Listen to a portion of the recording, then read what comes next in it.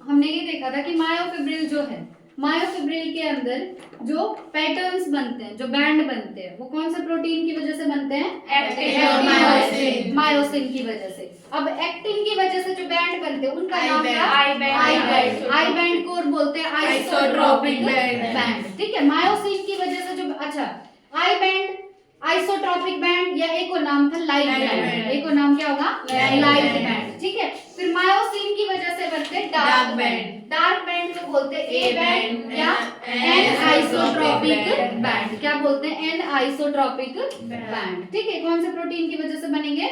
Myosin की वजह से। बोथ द प्रोटीन्स यानी एक्टिन और myosin are arranged as rod like structures. जो एक्टिन और मायोसिन ये दोनों प्रोटीन है, ये अरेंज होते हैं एक रोड की तरह। किसकी तरह? रोड की तरह ये अरेंज्ड होंगे, पैरेलल टू ईच अदर, और एक दूसरे के क्या होंगे? पैरेलल होंगे। ठीक है, and also to the longitudinal axis of the myofibril. जो मायोफिब्रिल है, मायोफिब्रिल की कौन सी एक्सिस? Longitudinal axis. उस एक्सिस के भी पैरेलल होंगे और एक दूसरे के भी पैरेलल होंगे। ठीक है, मायोफिब्रिल है, मायोफिब्रिल की कौन सी एक्सिस? Longitudinal axis. उस लॉन्गिट्यूडिनल एक्सिस के भी पैरेलल होंगे और एक दूसरे के भी पैरेलल होंगे। कौन से प्रोटीन? एक्टिन और मायोसिन। तो हमने क्या देखा? एक्टिन और मायोसिन अरेंज्ड हैं एज रोड लाइक स्ट्रक्चर। ठीक है, रोड लाइक स्ट्रक्चर की फॉर्म में ये प्रेजेंट है। एक दूसरे के कैसे प्रेजेंट है? पैरेलल प्रेजेंट है, एक दूसरे के भी पैरेलल है। और जो मायोफिब्रिल है, मायोफिब्रिल की लॉन्गिट्यूडिनल एक्सिस के भी पैरेलल है। ठीक है, एक्सिस ध्यान रखना, लॉन्गिट्यूडिनल है। Actin filaments are thinner, very important. जो एक्टिन फिलामेंट्स होते हैं वो कैसे होंगे? थिन होंगे। लेकिन जो मायोसिन फिलामेंट है वो थिक है। ठीक है, मायोसिन के कंपैरिजन में एक्टिन फिलामेंट्स थिन है। कैसे हैं? थिन है। ठीक है, hence are commonly called thin and thick filaments respectively. तो एक्टिन फिलामेंट्स को हम बोलते हैं थिन फिलामेंट और मायोसिन फिलामेंट्स को हम बोलते हैं थिक फिलामेंट। अब बताओ, एक्टिन प्रोटीन की वजह से बना लाइट बैंड, ठीक है, आई बैंड या आइसोट्रोपिक बैंड। ठीक है, और एक्टिन फिलामेंट को और बोलेंगे थिन फिलामेंट। क्या बोलेंगे? Thin filament. जबकि जो मायोसिन फिलामेंट है उसको बोलेंगे थिक फिलामेंट। क्या बोलेंगे? Thick filament. उसकी वजह से बना ए बैंड, एनाइसोट्रोपिक बैंड या डार्क बैंड। क्या बना? डार्क बैंड बना। ठीक है, in the centre of each I band. अब जो हर एक आई बैंड है, आई बैंड मतलब कौन से प्रोटीन की वजह से बना है? एक्टिन की वजह से। अब हर एक आई बैंड के सेंटर में प्रेजेंट है एक इलास्टिक फाइबर, उसका नाम है जेड लाइन। उसका नाम क्या है? Z line. और जेड लाइन क्या करती है? इस आई बैंड को बाइसेक्ट करती है। बाइसेक्ट करना मतलब दो इक्वल पार्ट्स में डिवाइड करती है। जैसे ये आई बैंड है, ठीक है, अब आई बैंड के सेंटर में, आई बैंड के सेंटर में एक लाइन प्रेजेंट है, उस लाइन का नाम है जेड लाइन। क्या है नाम? Z line. और जेड लाइन क्या है? एक फाइबर है, और वो फाइबर है इलास्टिक। ठीक है, तो जेड लाइन क्या है? एक इलास्टिक फाइबर। जेड लाइन कहाँ प्रेजेंट है? आई बैंड के सेंटर में। कहाँ प्रेजेंट है जेड लाइन? आई बैंड के सेंटर में है। क्या जेड लाइन? एक इलास्टिक फाइबर है। उसके बाद the thin filaments are firmly attached to the Z line. thin filament कौन से थे? Actin filament. जो थिन फिलामेंट्स है वो Z लाइन के साथ फर्मली अटैच है। फर्मली मतलब बहुत मजबूती के साथ अटैच है। तो Z लाइन के साथ कौन सा फिलामेंट अटैच है? थिन या थिक? Thin filament. ठीक है, Z लाइन के साथ थिन फिलामेंट बहुत फर्मली यानी टाइटली अटैच है। The thick filaments in the A band are also held together in the middle of this band by a thin fibrous membrane called M line. अब जो thick filaments होंगे, thick filaments कौन से band बनाते हैं? A band. thick filament किससे बने हुए हैं? thick filament मतलब मायोसिन। और मायोसिन क्या बनाते हैं? A band. तो A band में जो thick filament प्रेजेंट हैं वो भी आपस में जुड़े हुए हैं in the middle of this band। किसकी हेल्प से? एम लाइन की हेल्प से। किसकी हेल्प से? एम लाइन की हेल्प से। और एम लाइन जो है वो थिन है। एम लाइन कैसी है? थिन, लेकिन है ये भी फाइब्रस। ठीक है, तो एम लाइन क्या है? एक मेम्ब्रेन है जो कि थिन और फाइब्रस है। कैसी है? थिन है और फाइब्रस है। तो अभी तक हमने क्या देखा कि आई बैंड था हमारे पास। आई बैंड के सेंटर में क्या प्रेजेंट थी?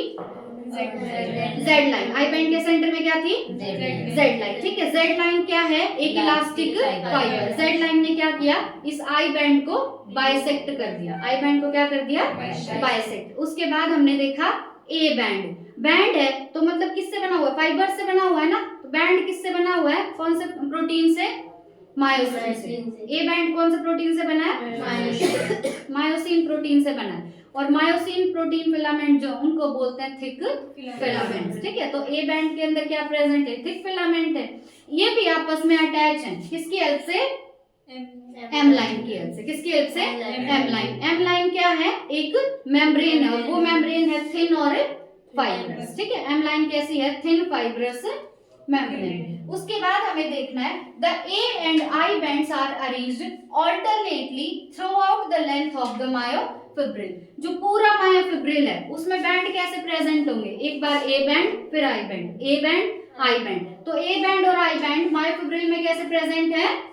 ऑल्टरनेटली। कैसे प्रेजेंट है? ऑल्टरनेटली। उसके बाद है the portion of the myofibril between two successive Z lines is considered as the functional unit of contraction and is called sarcomere. बहुत ज्यादा इंपॉर्टेंट है ये लाइन कि दो जेड लाइन के बीच का, दो सक्सेसिव जेड लाइन के बीच का जो पोर्शन है मायोफिब्रिल में उसको बोलते हैं सार्कोमियर। क्या बोलेंगे? सार्कोमियर। सार्कोमियर। तो मायोफिब्रिल है, मायोफिब्रिल के अंदर क्या प्रेजेंट है? ए बैंड और आई बैंड। वहीं पे क्या बन रही थी? जेड लाइन बन रही थी आई बैंड में। तो दो जो लगातार जेड लाइन होंगी उनके बीच का जो पोर्शन होगा उसको क्या बोलते हैं?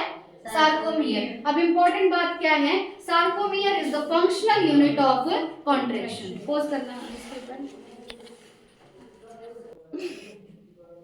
बंद कर दी। कॉन्ट्रैक्शन की फंक्शनल यूनिट क्या है?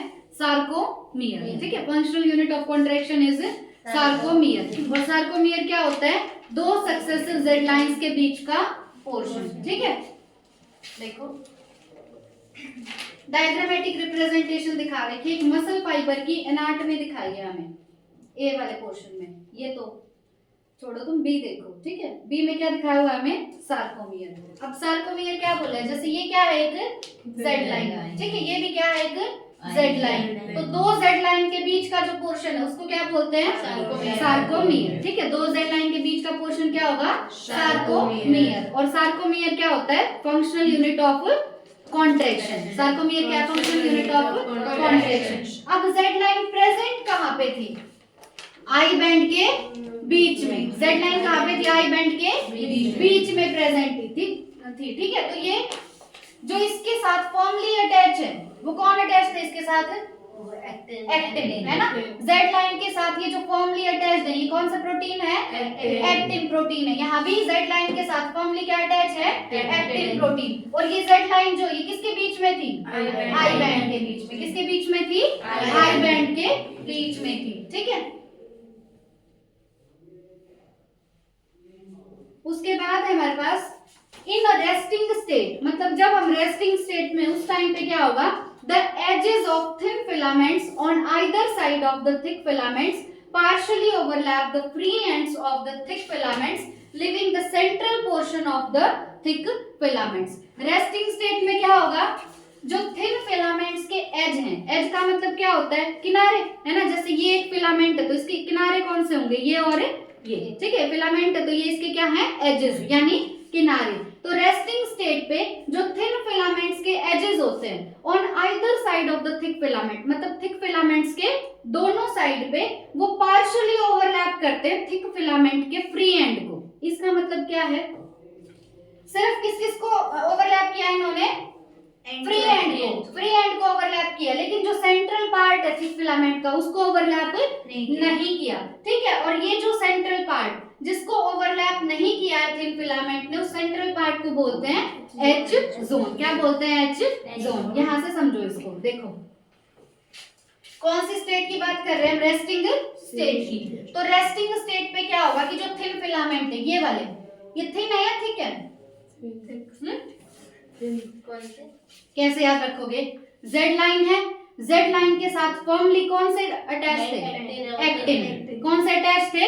एक्टिन। और एक्टिन फिलामेंट होते हैं थिन फिलामेंट। तो ये जो थिन फिलामेंट है ये रेस्टिंग स्टेट पे ये जो बीच वाला दिख रहा है ना तुम्हें डार्क ऑरेंज, ये है थिक फिलामेंट। ये कौन सा फिलामेंट है? Thick filament. तो रेस्टिंग स्टेट पे थिन फिलामेंट ने दोनों साइड से, इधर से भी और इधर से भी, थिक फिलामेंट के एजेस को ओवरलैप करके रखा है। ये क्या है बीच वाला?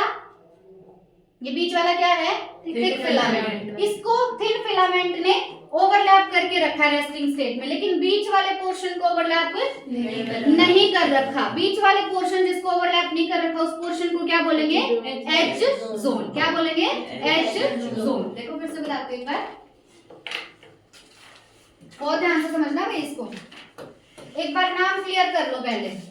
हमारे पास है एक्टिन फिलामेंट। एक्टिन फिलामेंट का एक और नाम क्या है? Thin filament. दूसरे है हमारे पास myosin.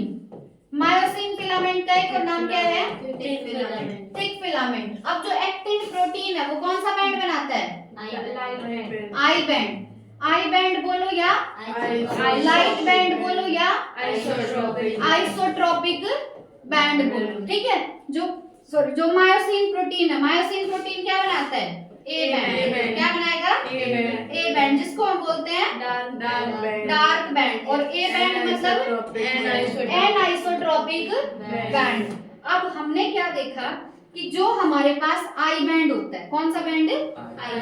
I band. I band के बीच से, सेंटर से एक लाइन पास करती है और उस लाइन का नाम क्या है? Z line. इस लाइन का नाम क्या है? जेड लाइन, ठीक है। ये भी लाइन कौन सी होगी? Z line. आई बैंड ही बनाया मैंने दोनों, ठीक है। आई बैंड के बीच से जो लाइन पास करेगी उस लाइन का नाम क्या है? Z line. अब इस जेड लाइन के साथ जो ये प्रोटीन अटैच है, ये जो प्रोटीन अटैच है, ये बैंड इसने किस में बनाया है? आई बैंड में। और आई बैंड कौन से प्रोटीन से बने होते हैं? एक्टिन। आई बैंड कौन से प्रोटीन से बने होते हैं? एक्टिन। तो जेड लाइन के साथ जो प्रोटीन फर्मली अटैच है, टाइटली अटैच है, ये प्रोटीन कौन से हैं? एक्टिन। कौन से प्रोटीन है? एक्टिन प्रोटीन है, ठीक है। और एक्टिन प्रोटीन को क्या बोलते हैं? Thin filament. तो एनसीईआरटी ने लिखा है थिन फिलामेंट, फर्मली इसके साथ अटैच है। यहाँ भी ये कौन सी प्रोटीन है? एक्टिन, मतलब थिन फिलामेंट। ये भी क्या है? Thin filament. अब यहाँ पे प्रेजेंट है तुम्हारा थिक फिलामेंट। ये कौन सा फिलामेंट है? Thick filament. तो रेस्टिंग स्टेट पे क्या होता है कि ये जो थिन फिलामेंट है ये थिक फिलामेंट को ओवरलैप करता है। जैसे ये एक फिलामेंट और मेरा दूसरा हाथ ये आ गया, तो ये इसको क्या कर रहा है? ओवरलैप कर रहा है। तो रेस्टिंग स्टेट पे थिन फिलामेंट थिक फिलामेंट को ओवरलैप करता है, लेकिन सिर्फ एजेस पे ओवरलैप करता है। सिर्फ कहाँ पे ओवरलैप करेगा? एजेस पे, किनारों पे ओवरलैप करता है सिर्फ। यहाँ बीच में ओवरलैप नहीं करता। बीच में जो ओवरलैप नहीं हुआ एरिया, थिक फिलामेंट का जो एरिया बीच से ओवरलैप नहीं हुआ, उस एरिया को क्या बोलेंगे? H zone. क्या बोलेंगे? H zone. और ये जो दो जेड लाइन है, इन दो जेड लाइन के बीच का जो स्पेस है उसको बोलते हैं सार्कोमियर। क्या बोलेंगे? Sarcomere. And sarcomere is the functional unit of contraction. Sarcomere is the functional unit of contraction, ठीक है। रेस्टिंग स्टेट पे थिन फिलामेंट थिक फिलामेंट के सिर्फ एजेस को ओवरलैप करते हैं, बीच में ओवरलैप नहीं करते। तो थिक फिलामेंट का वो बीच का पोर्शन जो थिन फिलामेंट से ओवरलैप नहीं है, उस बीच के पोर्शन को क्या बोलेंगे? H zone. क्या बोलेंगे? H zone. बहुत ध्यान से पढ़ना स्टेटमेंट पेपर में। उसके बाद है स्ट्रक्चर ऑफ कॉन्ट्रैक्टाइल प्रोटीन्स। अब कॉन्ट्रैक्टाइल प्रोटीन्स का स्ट्रक्चर देखना है। देखो, ईच एक्टिन फिलामेंट का एक और नाम thin filament is made of 2 F actins helically bound to each other. हर एक जो एक्टिन फिलामेंट होता है या हम कहे थिन फिलामेंट, वो बना होता है F एक्टिन से। किससे बना होता है? F एक्टिन से। और F एक्टिन का नंबर कितना है? 2। F एक्टिन का नंबर कितना है? 2। F मतलब फिलामेंटस। F मतलब क्या होगा? फिलामेंटस। और ये जो दोनों F एक्टिन है ये एक दूसरे के ऊपर हेलिकली बाउंडेड होते हैं। कैसे? हेलिकली पता है ना कैसे होता है? हमने क्या देखा? फिलामेंट कौन सा देख रहे हैं हम? एक्टिन। फिलामेंट कौन सा देख रहे हैं? Actin filament. एक्टिन फिलामेंट का एक और नाम थिन फिलामेंट। ये एक्टिन फिलामेंट बना हुआ है 2 एफ एक्टिन से। किससे बना हुआ है? दो एफ एक्टिन से। एफ एक्टिन बोलो या फिलामेंटस एक्टिन बोलो। अब ये जो दोनों एफ एक्टिन है ये कैसे बनाते हैं एक्टिन? ऐसे एक दूसरे के ऊपर हेलिकली बाउंड करके, ठीक है, ऐसे हेलिकली बाउंड करके एक दूसरे के ऊपर ये दोनों एफ एक्टिन बना देते हैं एक्टिन, ठीक है। तो एक्टिन किससे मिलके बना है? दो एफ एक्टिन से। और एफ एक्टिन एक दूसरे के ऊपर कैसे ओवरलैप कर रहे हैं? Helically. Each F actin is a polymer of monomeric G actin। अब ये एक जो F actin है इसकी अगर हम बात करें तो एक F actin बना होता है G actin से। एक F actin किससे बना होता है? G actin से। G का मतलब है ग्लोबुलर। G का मतलब क्या है? ग्लोबुलर, ठीक है। तो F actin जो है वो एक पॉलीमर है। F actin क्या है? एक पॉलीमर। और पॉलीमर बना होता है मोनोमर से। पॉलीमर किससे बना होता है? मोनोमर से। मतलब कि हमारे पास बहुत सारे जी एक्टिन है, ठीक है, और वो बहुत सारे जी एक्टिन जब जुड़ जाएंगे तो हमें मिलेगा एफ एक्टिन। बहुत सारे जी एक्टिन जुड़ेंगे तो हमें क्या मिलेगा? F actin. और जब दो एफ एक्टिन एक दूसरे के ऊपर हेलिकली ओवरलैप होंगे तो बनेगा एक्टिन। तो क्या बनेगा? एक्टिन, ठीक है। अब जी एक्टिन मतलब ग्लोबुलर एक्टिन, ठीक है। मोनोमर क्या होते हैं? जब बहुत सारी छोटी छोटी यूनिट जुड़ के एक बड़ा स्ट्रक्चर बना देते हैं तो वो पॉलीमर होता है। और जो यूनिट्स आपस में जुड़ी हैं वो क्या होती हैं? मोनोमर। वो क्या होती हैं? Monomer. Two filaments of another protein, tropomyosin, also run close to the F actin throughout its length।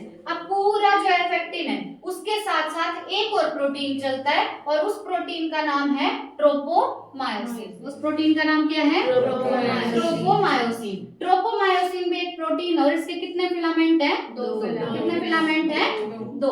A complex protein troponin. अब नेक्स्ट प्रोटीन आ गया उसका नाम है ट्रोपोनिन। क्या है प्रोटीन का नाम? ट्रोपोनिन। ये एक कॉम्प्लेक्स प्रोटीन होता है, is distributed at regular intervals on the tropomyosin. जो हमने ट्रोपोमायोसिन के दो फिलामेंट देखे उन फिलामेंट्स पे कुछ कुछ जगह पे प्रेजेंट होगा ट्रोपोनिन। क्या प्रेजेंट होगा? ट्रोपोनिन। लेकिन ये रेगुलर इंटरवल पे प्रेजेंट है। रेगुलर इंटरवल का मतलब क्या है? जैसे 1 सेंटीमीटर है, 1 सेंटीमीटर पे पहला ट्रोपोनिन तो दूसरा ट्रोपोनिन भी 1 सेंटीमीटर बाद ही होगा, ठीक है। मतलब रेगुलर इंटरवल पे कौन सा प्रोटीन प्रेजेंट है? ट्रोपोनिन। लेकिन पूरी लेंथ में प्रेजेंट नहीं है ना, डिस्ट्रीब्यूटेड है कहीं कहीं। और ट्रोपोनिन क्या है? Complex protein. In the resting state, a subunit of troponin masks the active binding site for myosin on the actin filament। अब देखो एक्टिन फिलामेंट पे आके बाइंड करता है मायोसिन। एक्टिन फिलामेंट पे आके कौन बाइंड करेगा? मायोसिन बाइंड करता है। लेकिन जब रेस्टिंग स्टेट होती है ना तो उस जगह पे आके बैठ जाता है ट्रोपोनिन। कौन बैठ जाता है? ट्रोपोनिन। उस जगह पे आके अगर ट्रोपोनिन बैठ गया तो अब मायोसिन एक्टिन के साथ बाइंड नहीं कर पाएगा, ठीक है। देखो अब तक हमने क्या देखा? हम क्या पढ़ रहे हैं? Actin filament. क्या पढ़ रहे हैं? बहुत ध्यान से समझना भैया। क्या पढ़ रहे हैं हम? Actin filament. एक्टिन फिलामेंट का एक और नाम बताओ? Thin filament. एक्टिन फिलामेंट का एक और नाम क्या होगा? Thin filament. अब एक्टिन फिलामेंट बना होता है दो एफ एक्टिन से। किससे बना होगा? दो एफ एक्टिन से। मतलब दो एफ एक्टिन मिलके बनाएंगे एक्टिन फिलामेंट। एफ का मतलब क्या है यहाँ पे? फिलामेंटस। एफ का मतलब क्या है?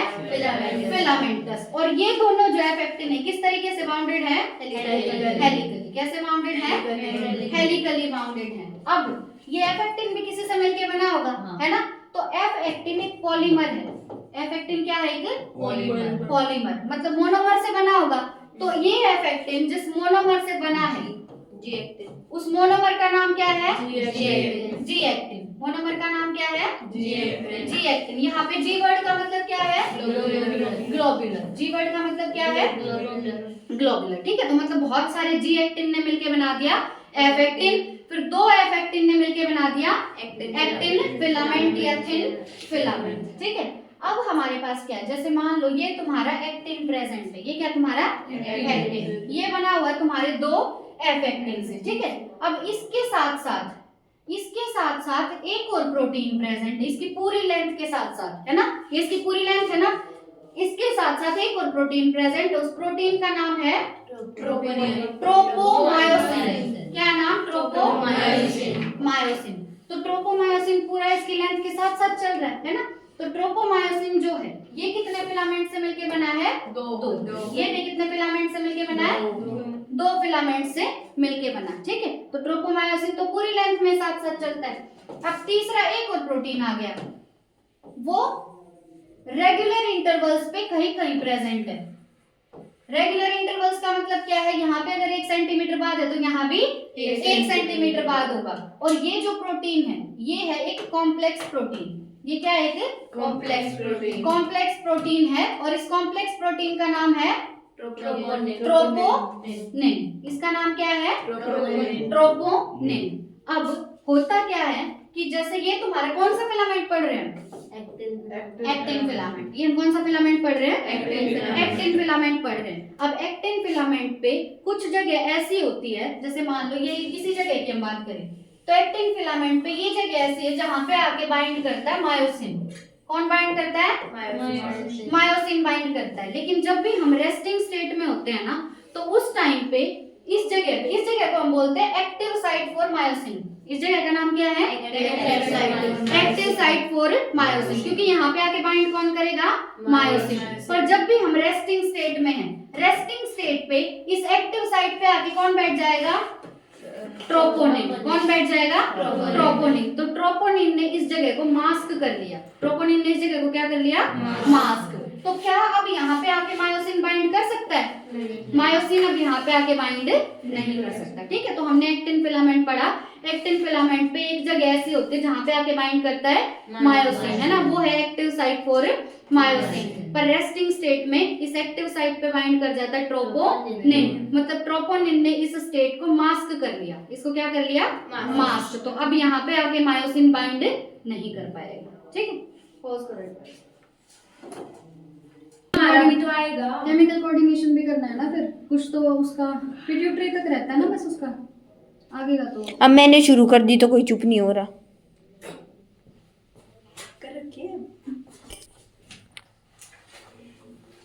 एक्टिन फिलामेंट हम पढ़ चुके हैं। नेक्स्ट है हमारे पास मायोसिन फिलामेंट। मायोसिन फिलामेंट का एक और नाम क्या है? Thick filament. अब मायोसिन फिलामेंट जो है ये भी एक पॉलीमराइज्ड प्रोटीन है। पॉलीमराइज्ड प्रोटीन मतलब ये भी मोनोमर से मिलके बना हुआ है। ठीक है, मेनी मोनोमेरिक प्रोटीन कॉल्ड मीरोमायोसिन्स। अब जो थिक फिलामेंट है या जो मायोसिन फिलामेंट है वो एक पॉलीमर है। क्या है वो? एक पॉलीमर, मतलब बहुत सारे मोनोमर से मिलके बना होगा और वो मोनोमर है मीरोमायोसिन। वो मोनोमर क्या है? मीरोमायोसिन। मतलब मीरोमायोसिन से मिलके बनता है क्या?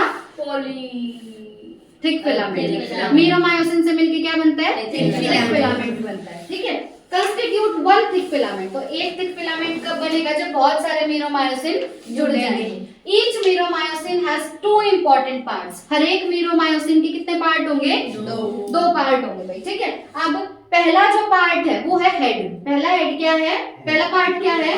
हेड। उसको बोलते हैं ग्लोब्यूलर हेड। क्या बोलेंगे? Globular head. ठीक है, विद अ शॉर्ट आर्म। और इस हेड की होगी एक छोटी सी आर्म। इस हेड की क्या होगी? एक छोटी सी आर्म होगी। ठीक है, और साथ में होगी एक टेल। ठीक है, इस हेड की क्या होगी? एक छोटी सी आर्म और एक tell. The former being called the heavy myromycin and the later the light myromycin. अब ये जो आर्म है, आर्म को बोलते हैं HMM। आर्म को क्या बोलते हैं? HMM।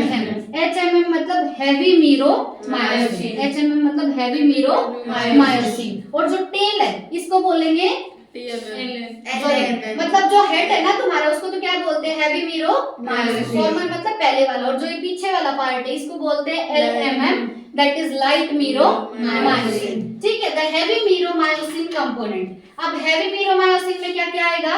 जो हेड है और शॉर्ट आर्म है ये तो किस किस में आ जाएंगे? हेवी मीरोमायोसिन में। ठीक है, projects outward at regular distance. Regular distance पे ये बाहर की साइड निकले हुए हैं at angle from each other from the surface of a polymerized myosin filament and is known as cross arm. अब क्रॉस आर्म किस किस से मिलके बनती है वो देखना है हमें। देखो हेवी मीरोमायोसिन में क्या क्या आ रहा है? हेड और शॉर्ट आर्म। और लाइट मीरोमायोसिन में क्या बच गया? टेल। लाइट मीरोमायोसिन में क्या बच गया? टेल बच गई। तो ये जो हेवी मीरोमायोसिन है ये रेगुलर इंटरवल पे बाहर की तरफ निकला हुआ, रेगुलर इंटरवल पे, रेगुलर डिस्टेंस पे और रेगुलर एंगल पे, ठीक है। जैसे एक बार अगर ये 60 डिग्री पे निकला है तो दूसरी बार भी 60 डिग्री पे ही बाहर निकलेगा और ये बना देगा क्रॉस आर्म। क्या बना देगा? क्रॉस आर्म, ठीक है। जो हमारा पॉलीमराइज्ड मायोसिन फिलामेंट है उस रेगुलर इंटरवल पे बाहर निकला हुआ है। समराइज करूंगी इसको, रुको भी। फिर नेक्स्ट क्या हमारे पास, the globular head is an active ATPase enzyme. अब जो हेड है हमारा, हेड क्या था? ग्लोबुलर हेड, वो क्या है? एक्टिव एटीपीएज एंजाइम है। वो क्या है? एक्टिव एटीपीएज एंजाइम, मतलब वो एडीपी से क्या बना सकता है? एटीपी बना सकता है। और इसके पास है बाइंडिंग साइट फॉर एटीपी। इसके पास एटीपी के लिए बाइंडिंग साइट है, मतलब यहाँ पे आके कौन बाइंड कर सकता है? एटीपी बाइंड कर सकता है। एक्टिव साइट फॉर एक्टिन, और एक्टिन के लिए भी इसके पास एक्टिव साइट प्रेजेंट है। जो एक्टिन था उसके ऊपर साइट थी मायोसिन के लिए, जो मायोसिन है उसके ऊपर साइट होंगी एक्टिन के लिए, ठीक है। इसको देखो, समराइज करते हैं।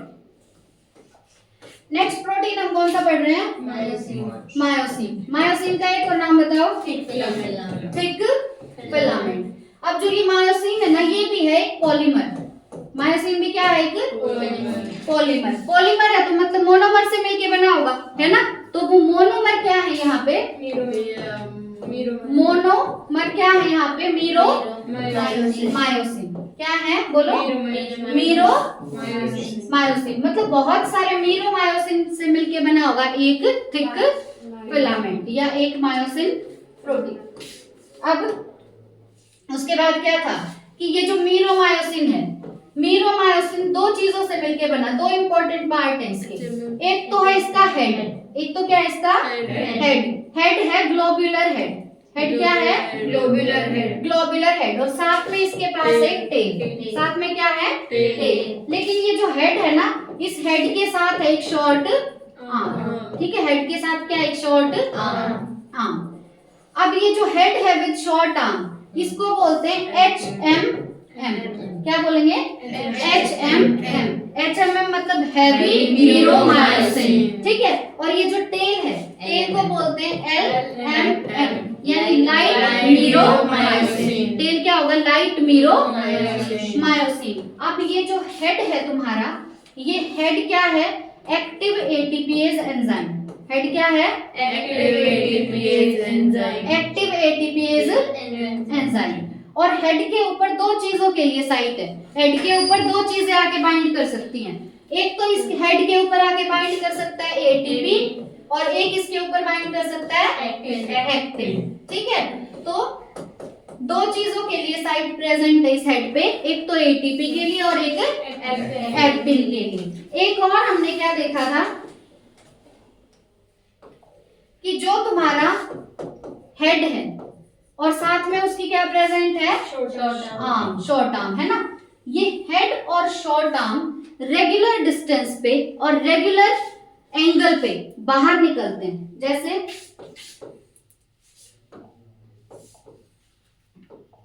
ये तुम्हारा मान लो स्ट्रक्चर है पूरा। कौन सा प्रोटीन पढ़ रहे हैं? मायोसिन। ये तुम्हारा मायोसिन प्रोटीन है, ठीक है।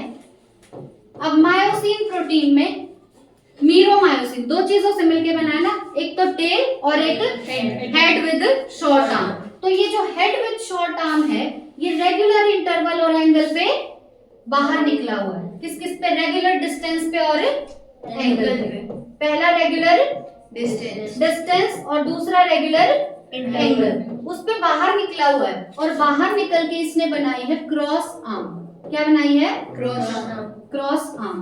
तो मायोसिन के अंदर क्रॉस आर्म किस किस से मिलके बनी है?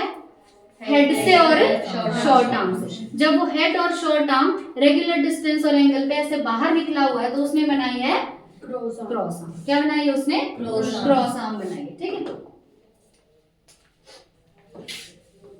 देखो ऐसे बाहर निकल जाएगा ना रेगुलर इंटरवल पे, तो ये जो बाहर निकल गया, क्या बना दिया इसने? क्रॉस आर्म बना दिया, ठीक है। हेड के पास क्या क्या प्रेजेंट है? एक तो एटीपी बाइंडिंग साइट और एक प्रेजेंट है एक्टिन बाइंडिंग साइट, ठीक है। एटीपी बाइंडिंग साइट और एक्टिन बाइंडिंग साइट। ये किसका स्ट्रक्चर दिखाया हुआ है? एक्टिन का। एक्टिन में ये जो ग्रीन वाले दिख रहे हैं तुम्हें, ये तो क्या है, एफ एक्टिन। और एफ एक्टिन के बिल्कुल पैरेलल पूरी लेयर में ट्रेवल कर रहे हैं कौन, ट्रोपोमायोसिन। और कहीं कहीं पे प्रेजेंट था ट्रोपोनिन। ठीक है, रेगुलर इंटरवल पे क्या प्रेजेंट था, troponin which was a complex protein. ठीक है,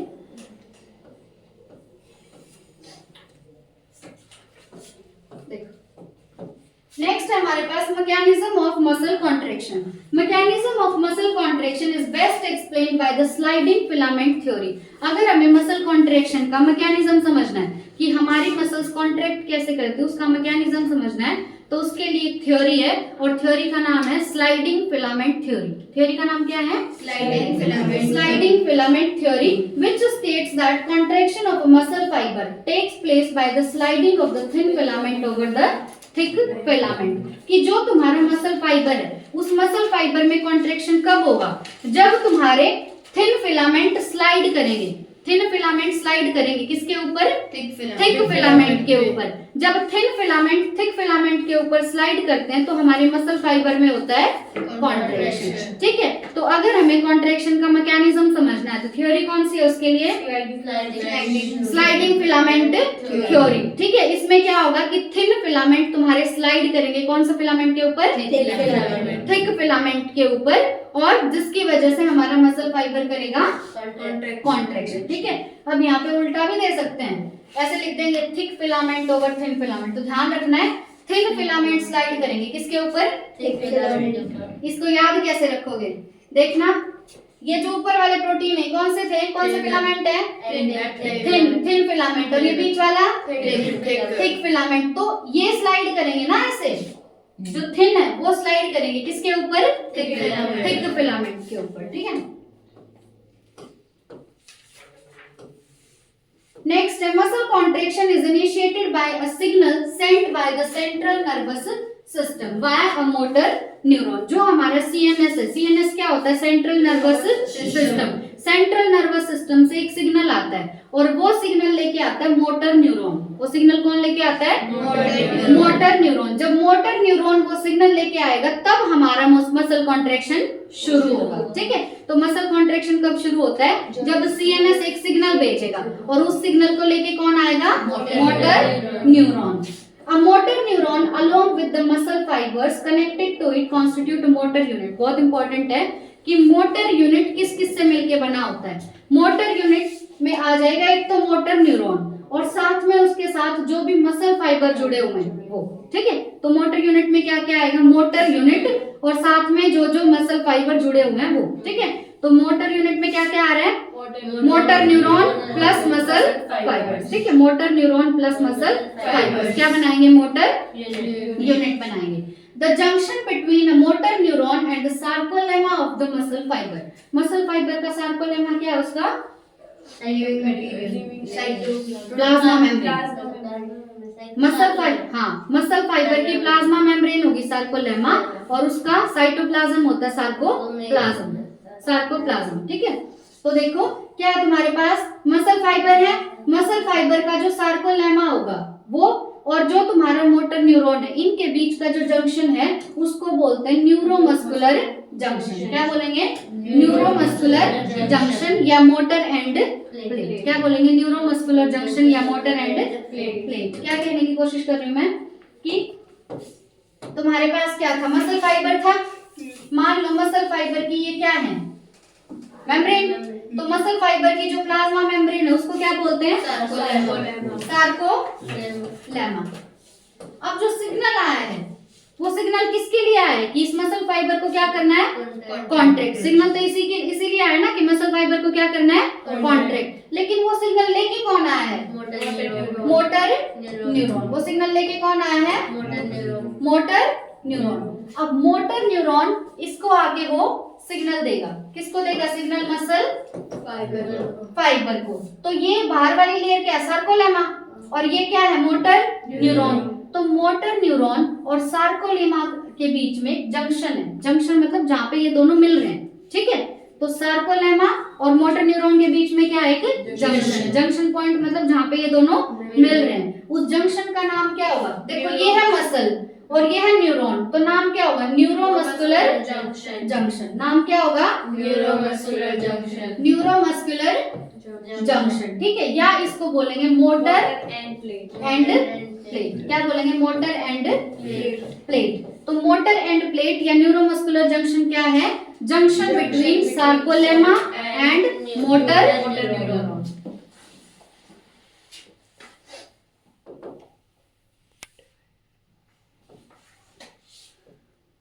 A neural signal reaching this junction releases a neurotransmitter. अब जो न्यूरल सिग्नल यहाँ सार्कोलेमा के पास पहुंचा है वो कुछ केमिकल रिलीज करता है। उन केमिकल्स को हम बोलते हैं न्यूरोट्रांसमीटर। क्या बोलेंगे? न्यूरोट्रांसमीटर। और न्यूरोट्रांसमीटर का एग्जांपल है एसिटाइल कोलिन। न्यूरोट्रांसमीटर का एग्जांपल क्या है? Acetyl choline, which generates an action potential in the sarcolemma. जो क्या जनरेट करेगा सार्कोलेमा में? एक एक्शन पोटेंशियल। एक्शन पोटेंशियल अभी तुम बस इतना समझो कि कोई सिग्नल आया है और वो सिग्नल कहाँ तक पहुंचाया है? सार्कोलेमा तक, ठीक है। मतलब सार्कोलेमा स्टिमुलेट होगी। स्टिमुलेट होना मतलब उसको क्या मिल गया? एक एक्शन पोटेंशियल मिल गया, ठीक है। तो एसिटाइल कोलिन आया सार्कोलेमा के पास और उसने क्या जनरेट कर दिया? एक action potential. This is spread through the muscle fibre and causes the release of calcium ions into the sarcoplasm. अब इसकी वजह से क्या होगा? ये जो सिग्नल है, ये जो एक्शन पोटेंशियल है, ये पूरे मसल फाइबर में फैल जाएगा और मसल फाइबर में सार्कोप्लाज्म के अंदर रिलीज होंगे कौन से आयन? Calcium ion. कौन से आयन रिलीज होंगे? कैल्शियम आयन रिलीज होंगे। अब कैल्शियम आयन का लेवल बढ़ गया, कैल्शियम आयन का लेवल बढ़ गया तो उसकी वजह से क्या होगा? Binding of calcium with the sub unit of troponin on actin filament. Actin filament पे रेस्टिंग स्टेट में क्या प्रेजेंट थे? ट्रोपोनिन। क्या प्रेजेंट थे? ट्रोपोनिन। उन ट्रोपोनिन के साथ अब कौन बाइंड कर जाएगा? कैल्शियम। कौन बाइंड करेगा? क्योंकि उसका लेवल बहुत ज्यादा बढ़ गया। Thereby remove the masking of active sites for myosin. अब वो उसके साथ बाइंड करके ट्रोपोनिन को हटा देगा। ट्रोपोनिन किसकी जगह पे बैठा था? मायोसिन की जगह पे। तो मायोसिन के लिए जगह बन गया ना, खाली होगी उसके लिए जगह। Utilizing the energy from ATP hydrolysis. लेकिन इसके लिए एनर्जी लगती है और वो एनर्जी हमें मिलेगी एटीपी के हाइड्रोलिसिस से। हाइड्रो मतलब पानी, लिसिस मतलब टूटना।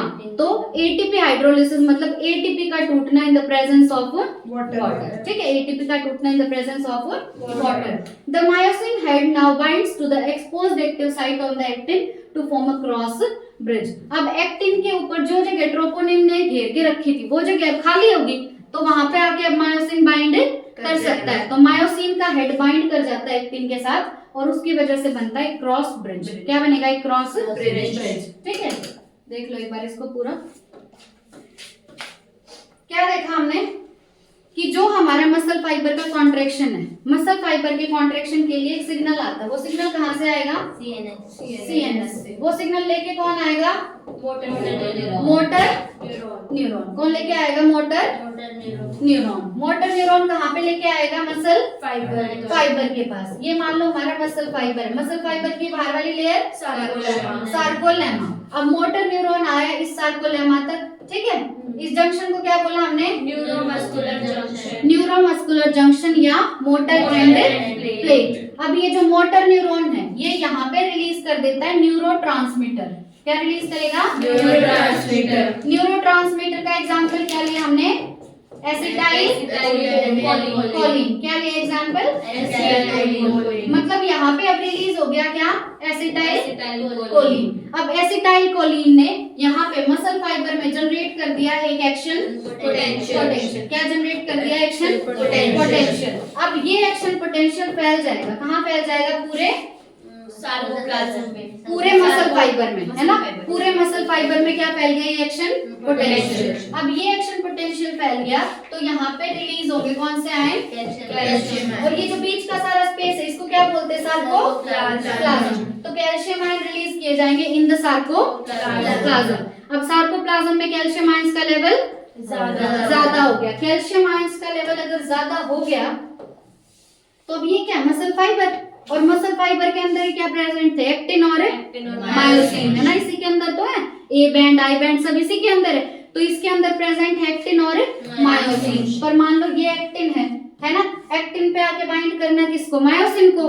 पर जहाँ पे मायोसिन को आके बाइंड करना वहां पे तो कौन बैठा है, ट्रोपोनिन बैठा है। तो इस ट्रोपोनिन के साथ आके बाइंड करेगा कौन, और इस ट्रोपोनिन को यहाँ से हटा देगा। ट्रोपोनिन अगर यहाँ से हट गया तो ये जगह खाली होगी, ये जगह खाली होगी। तो यहाँ पे आके कौन बाइंड कर सकता है, मायोसिन। मायोसिन। कौन बाइंड कर सकता है, मायोसिन। पर इसमें लगेगी एनर्जी लगेगी, और वो एनर्जी कहाँ से आएगी, एटीपी हाइड्रोलिसिस से। वो एनर्जी कहाँ से आएगी, एटीपी हाइड्रोलिसिस से। और जब मायोसिन एक्टिन के साथ आके बाइंड करता है तो मायोसिन का हेड बाइंड करता है। मायोसिन का क्या बाइंड करेगा, हेड। और ये जो स्ट्रक्चर अब बन गया एक्टिन और मायोसिन की बाइंडिंग से, इसको बोलते हैं क्रॉस ब्रिज। क्या बोलते हैं, क्रॉस ब्रिज। Cross bridge. बस बंद कर दो, बाकी कर दो।